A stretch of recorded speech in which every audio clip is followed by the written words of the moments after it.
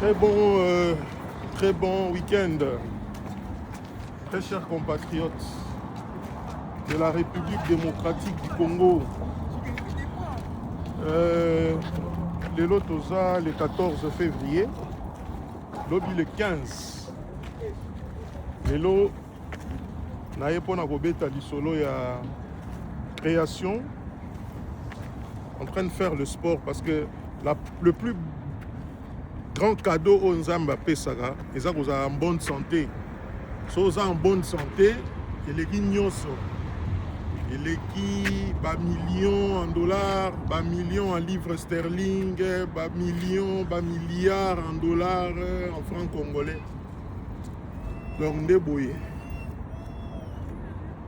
Lobby le 15 février 2026. 44 ans depuis que l'Union pour la démocratie et les progrès sociaux a été créée par les 13 parlementaires à Kinshasa, la capitale de la République démocratique du Congo. Alors, ils ont fait beaucoup important parce que c'est à partir de la création de ce grand parti que la démocratie s'est installée, le multipartisme, le pluralisme politique, le pluralisme syndical, la liberté d'expression.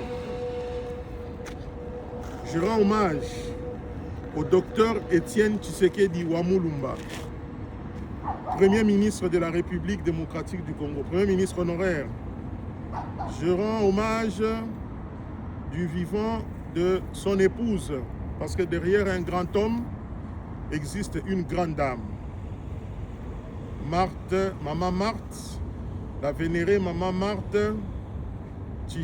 Kassalou Tshisekedi, qui est aussi aujourd'hui cofondatrice, parce que selon ma statut à UDPS, c'est les fondateurs, les cofondateurs et leurs épouses, je crois bien. Alors, Yangwana, il faut que moi historique, hein. Il faut que dans nos statuts, en haut, devise, il y a UDPS. Et belé bazawana, ils ont course, ils ont bras de fer, pour nous voir nanya ebibo nanya ya kala, nanya ya liboso, ça n'a rien à voir. Il y a des gens qui sont venus, bah ya kapé ba baby si masolo, ba kei, ba décevoir. Ils ont ba ba lobby, pe ba sali marambo bien. Devise nanya ya UDPS, en est-ce que vous voyez bien? Ah, liberté, égalité, solidarité. Pour faut besoin quand tu parti, boy ba devise na bino yani. Comme liberté, égalité, solidarité. J'insiste sur ça parce que les lots, batou babe bisi noblesse ya combat ya UDPS, batou nyo sauté à parti, batou moko boyi. Batou moko boyi. Baina makamuna bangwa libanda ya pambala ba concurrence zangatina NP mutema mabe. Ezana kulutu nanga moko boye vice-président, premier vice-président premier vice-président à Sénat, honorable Jean-Claude Chilumbaye. Alobaki loko moko fantastique na émission moko alobaki. Abi nazo critiquer UDPS, na critiquer parti na ngate pe na critiquer ba membre à parti te na hiérarchie. Ce n'est pas dans mon ADN en public, ce n'est pas dans mon sang. Mais à l'Oba, à comprendre, quand on était dans l'opposition, Bolingo Ezalaki, na ba 1 franc, ba 2 francs nabiso, ba $100, 50 Torolia. Donc comme il a pouvoir, il y a des gens remplis de haine, de sorcellerie.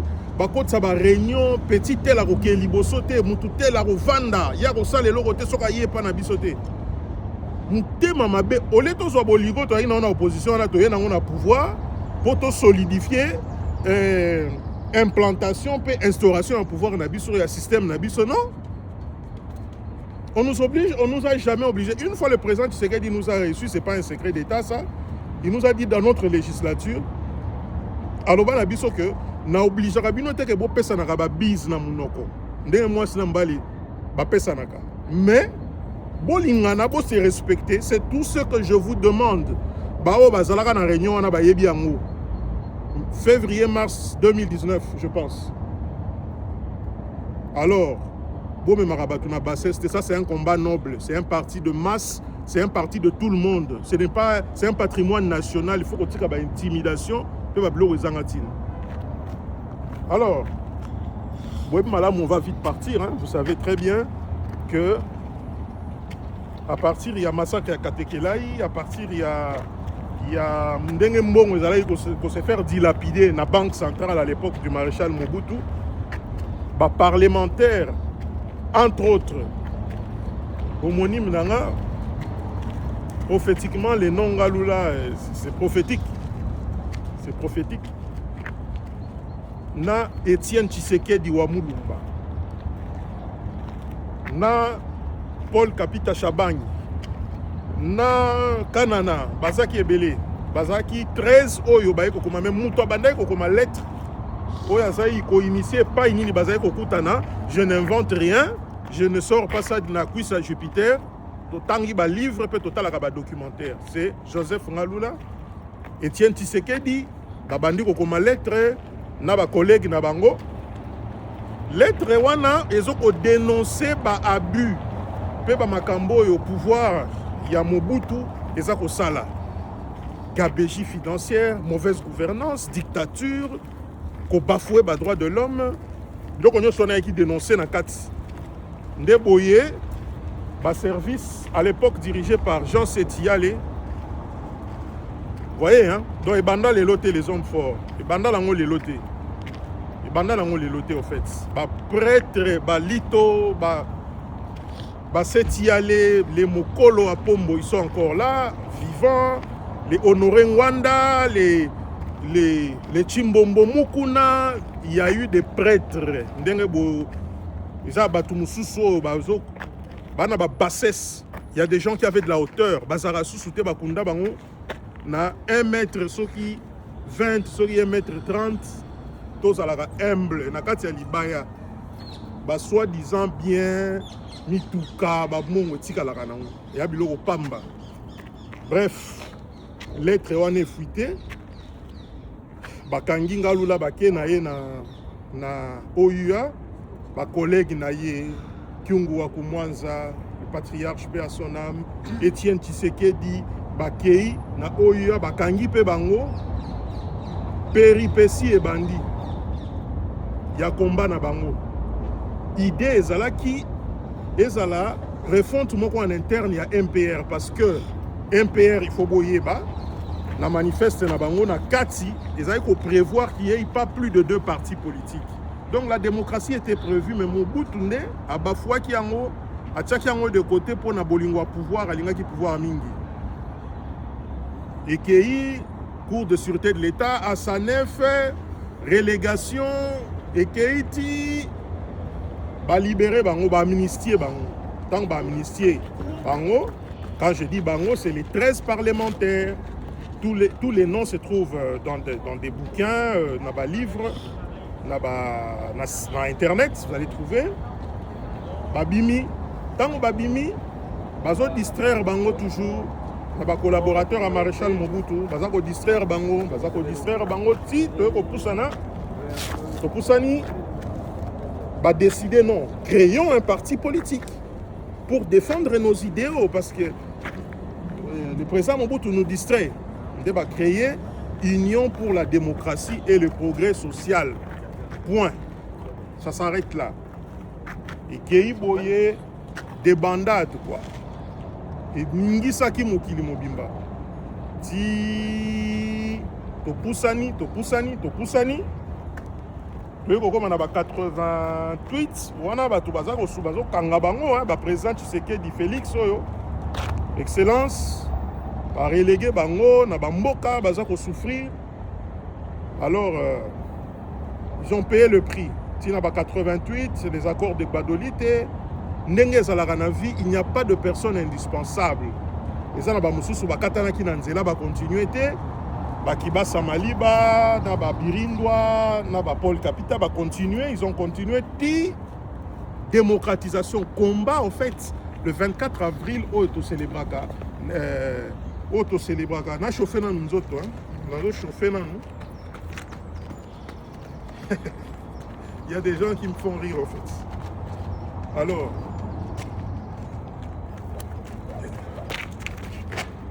sorry.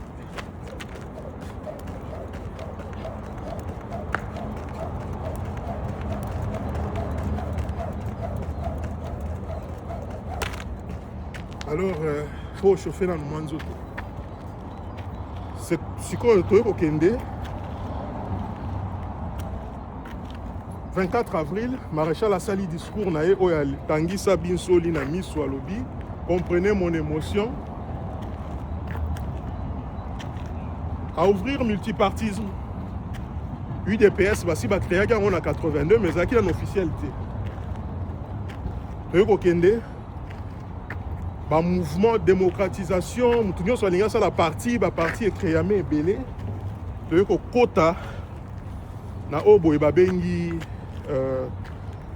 conférence nationale souveraine, parce que il y a eu chute, il y a mur de Berlin, et puis les États-Unis, ma camarade Yamobutu Bahebisa qui est George Bush entre autres, qui était le directeur de la CIA, qui lui avait dit qu'il faut démocratiser ton pays. Nous n'allons plus soutenir un régime dictatorial.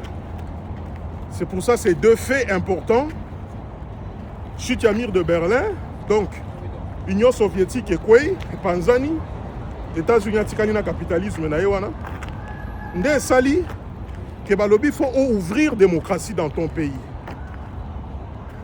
C'est comme ça que Makamboike, le 15 août, conférence nationale souveraine, tango Kotaki, le 15 août,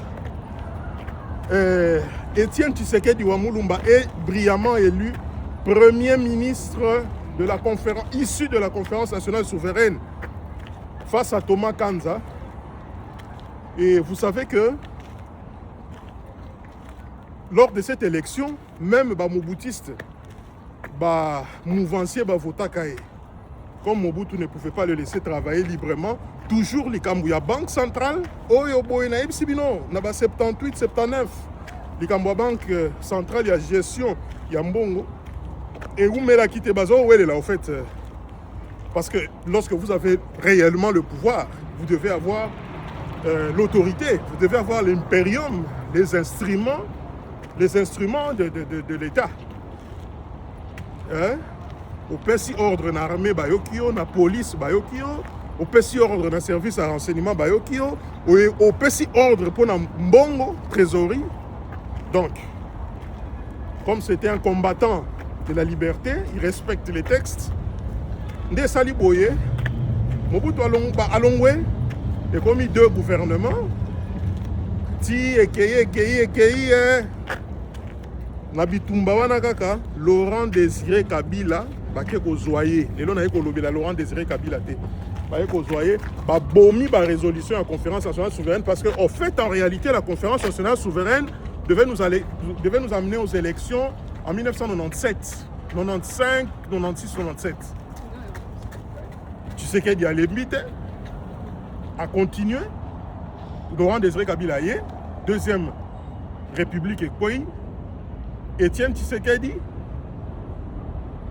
toujours dans le courage à Bandeli, tourner États-Unis, Europe, Tamboli. Baguerre et Bandi, Baguerre Rwanda et Bandi, Nenge Badaki a dénoncé, Étienne Tshisekedi a dénoncé l'occupation rwandaise.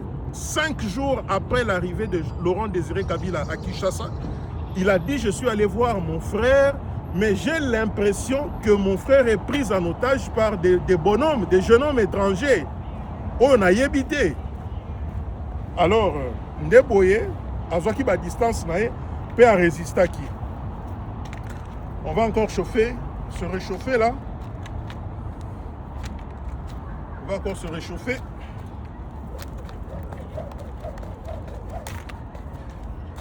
Il fait très froid là.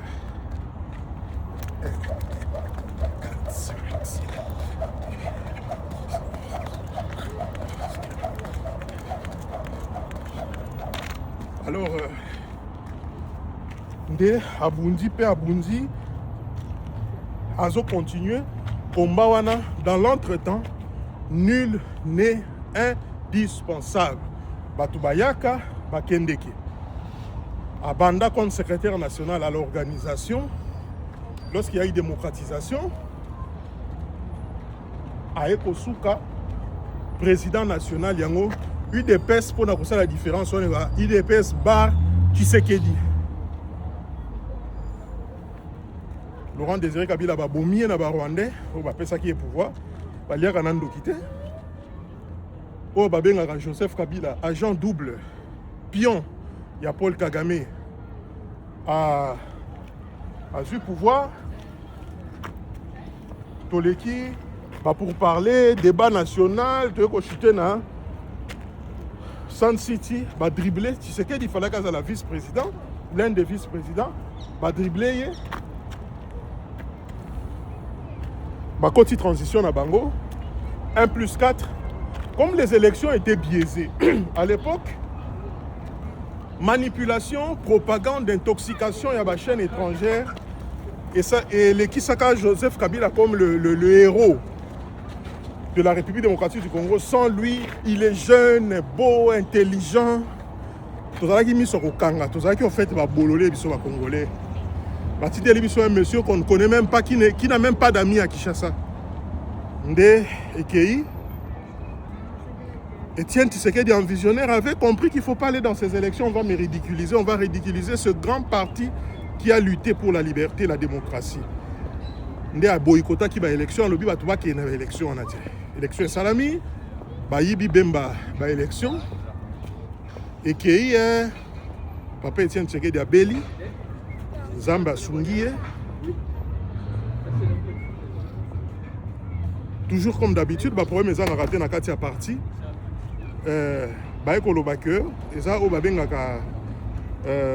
Comment on appelle ça? Moi, c'est un exemple. Douleur, mutation. Donc, il y a un désordre dans la partie, mais Simbate. À Zongi, en 2010, en décembre, et il s'est porté candidat aux élections de 2011, qu'il a gagné. Tout le monde sait qu'Étienne Tshisekedi a gagné ces élections. Et vous saviez, comme je vous dis, Moutouazala qui a force, armée, police, à Sali, de continuer. De continuer, kaka. Mokonzi Abeli Lisusu, docteur Étienne Tshisekedi, avec à ses côtés sa tendre épouse, maman Marthe Kassalou. Ti rassemblement Salami, dialogue, il y a centre interdiocésain, le 1er février à Ekoti Kabiso. Ekoti Kabiso, accueilli Moli Monepe Manakimia. UDP s'est continué. Et ça patrimoine à Tikelabiso. Maman Marthe l'a dit même une fois devant une manifestation à Kinshasa, patrimoine éthical. En 2018, en mars, président Félix Tshisekedi a commis président à UDP Tshisekedi. Et l'UDPS arrive au pouvoir. L'UDPS arrive au pouvoir en janvier 2019. Yango wana omoni que mboka na biso UDPS c'est n'importe quel parti politique. Ce n'est pas n'importe quel parti politique. L'UDPS n'est pas n'importe quel parti politique. C'est le peuple d'abord. Comme je vous ai dit, notre devise, c'est liberté, égalité, solidarité. Toujours au monde on a mis sous. Ba université zoko tongama, banzela bazoko bongisa. L'article de la Constitution qui consacrait la gratuité de l'enseignement primaire de base. L'enseignement de base. Félix Ndiachango en activation. Makambweze Belé, tu viens de rendre hommage. Na moi résumé oyoya UDPS Tshisekedi Sike Wutsi na Isika to lelo on est au pouvoir. Autant nous avons traîné au pouvoir, bisoba jeune, totika buzoba. Arrêtons de courir derrière des individus qui vont passer, qui peuvent mourir. Nous tous nous mourrons. Toto ça hiérarchie à parti, hiérarchie à UDPS, toto ça bakonzi au bazawana, ba o bakoya sima, toto ça pe bango. Donc totika ki fanatisme pe ki bololé. Oyo azawana siko eza honorable secrétaire général Augustin Kabouya, président intérimaire. Ceux qui eza yenda ko continuer, nous soutiendrons. Ceux qui eza yete to ko soutenir oyo akoya wana tant congrès ko salema. Donc tous à la peine nous batu auto land exemple ya président Étienne Ouf.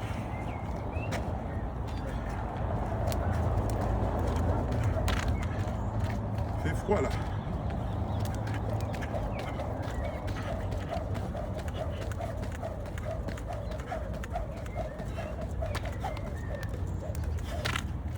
Donc,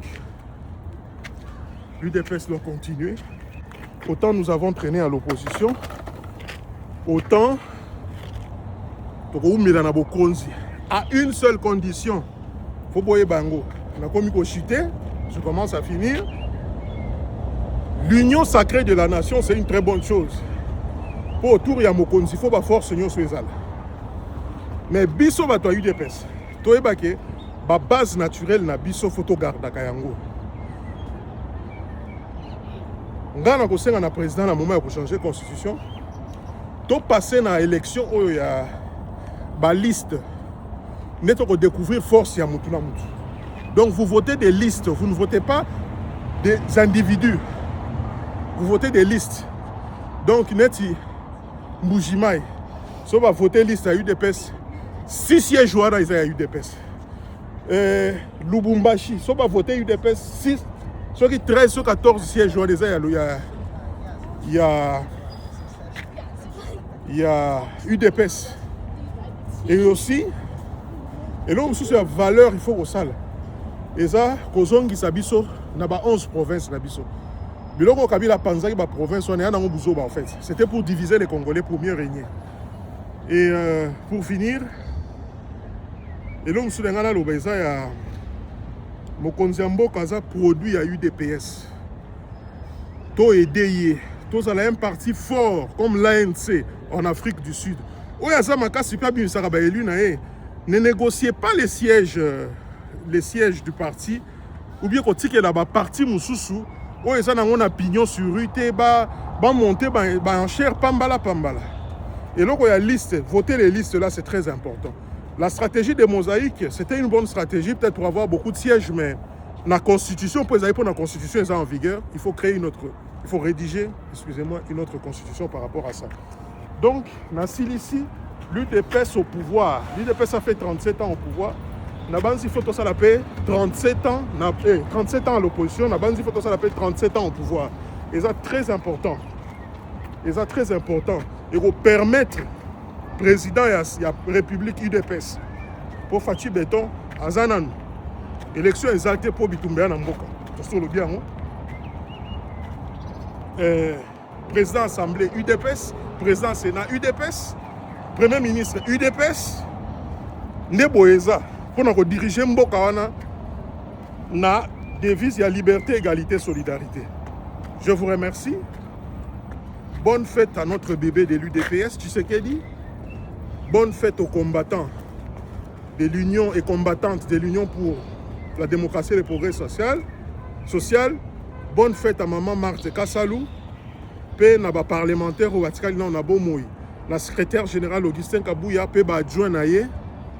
Nabanzi, très bon week-end, que Dieu vous bénisse.